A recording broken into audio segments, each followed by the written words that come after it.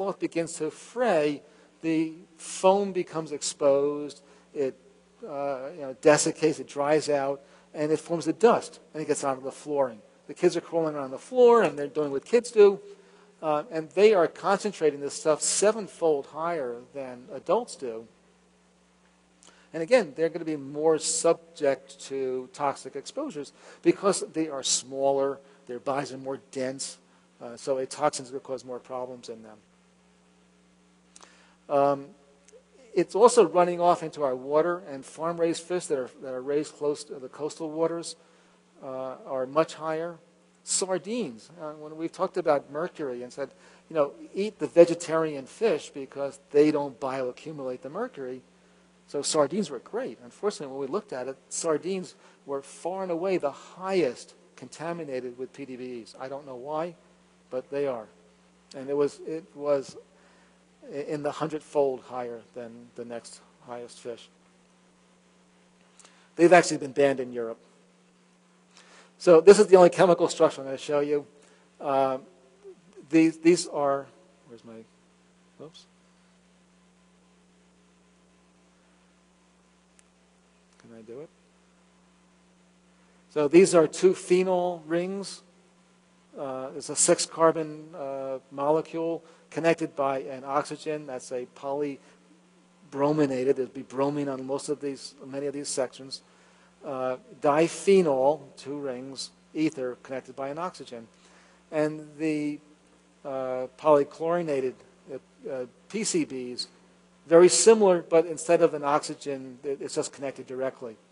Either one of them, when they are burned, they form this dioxin. Right?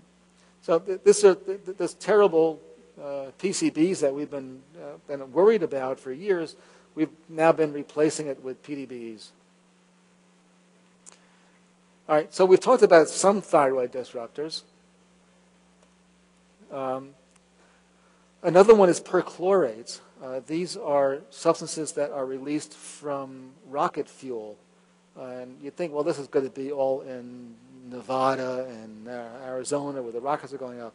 But in fact, this is found in almost every state of the Union. It's in the water supply. It's also released from fireworks displays. And I tell a story. When I first gave this talk at a hotel across the street from Disney World, Disneyland, the one in California. Disney World? Disneyland. That the night before the talk, everyone was out there looking at the fireworks, ooh, and then afterwards they were all out there with their handkerchiefs, saying, "Oh, that's great." Oh. So we're bringing our kids to the fireworks, and we're getting exposed to these perchlorates.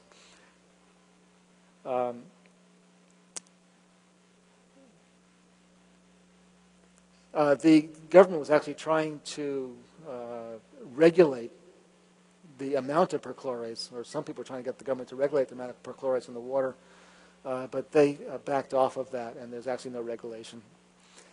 What else affects thyroid? The pesticides, PBDEs,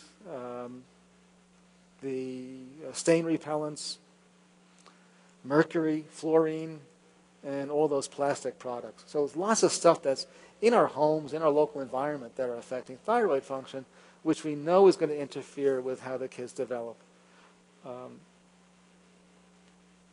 And this is not causing a thyroid gland problem.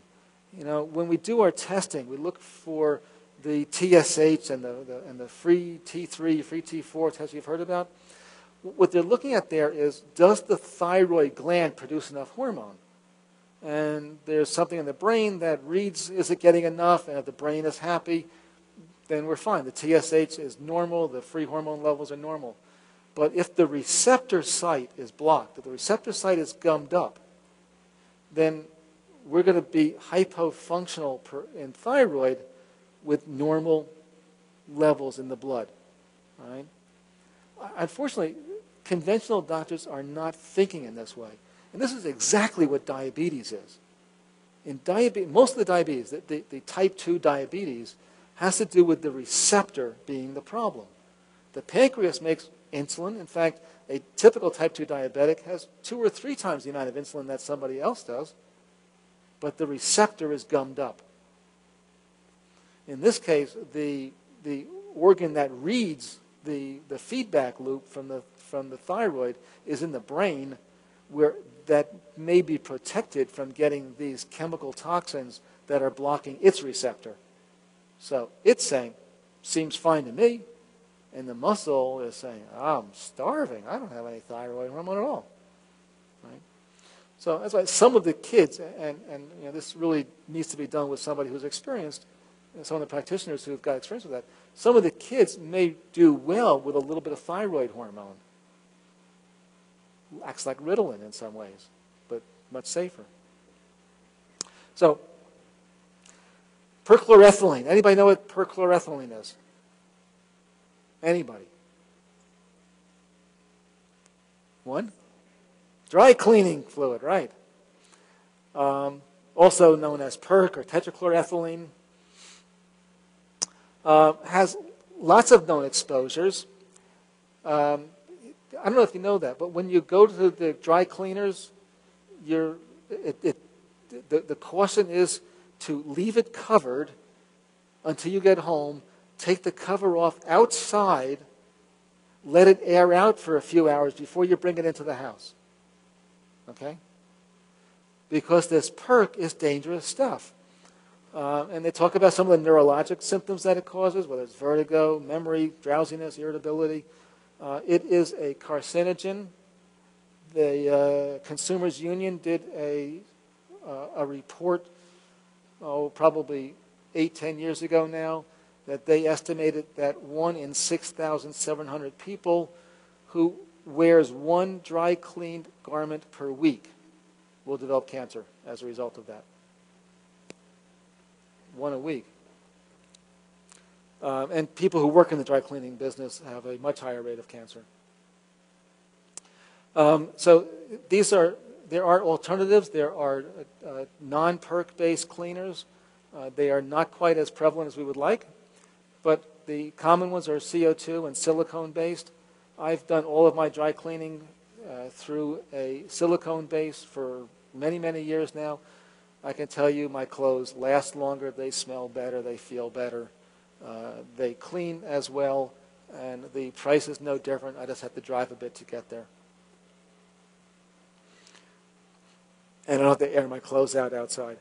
So you could use those, and that's in the resource guide, just to help find alternative cleaners by you.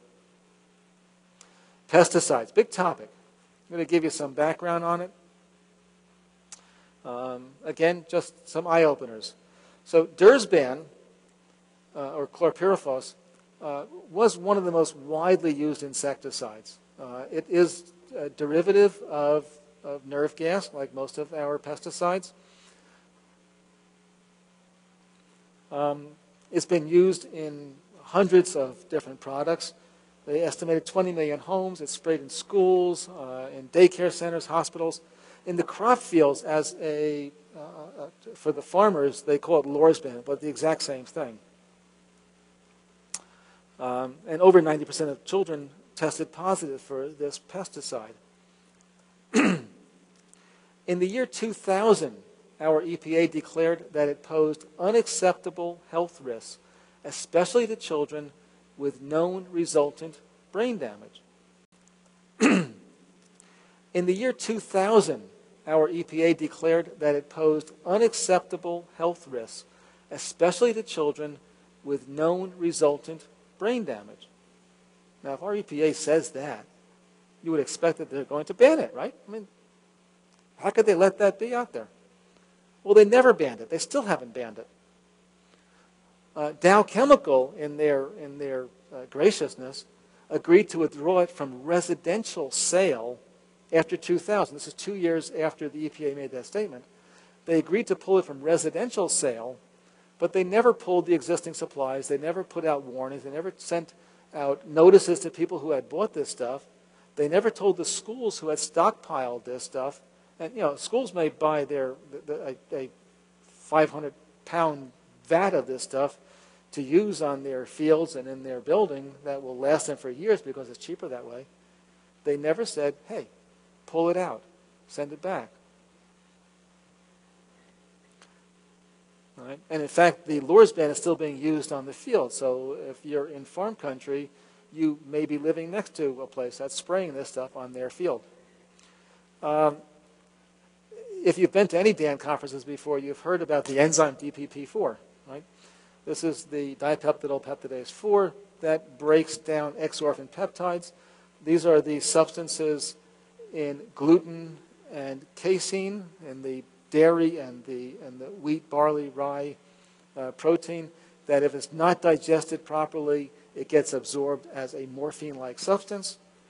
It's the DPP4 is the only enzyme we have that can break down that particular peptide.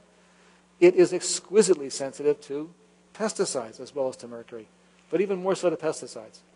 So one reason that the kids may be having problems is because of their pesticide exposure and a weaker variant of the DPP4 enzyme.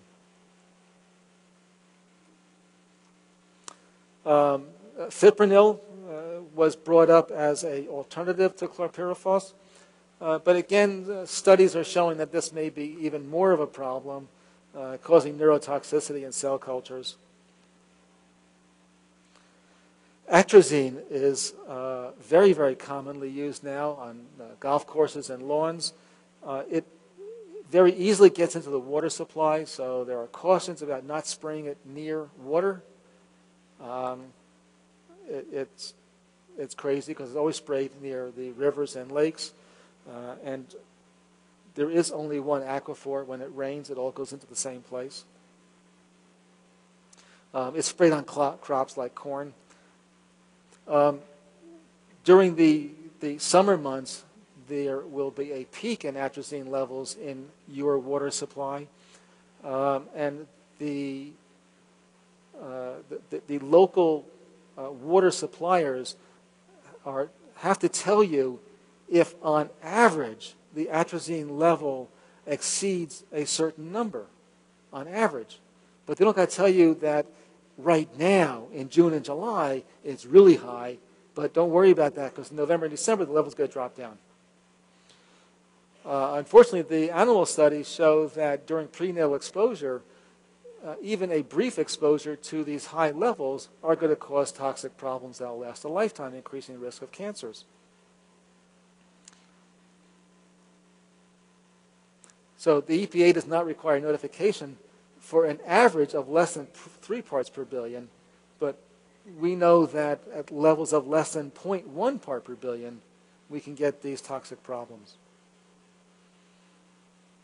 We'll talk about water in a bit.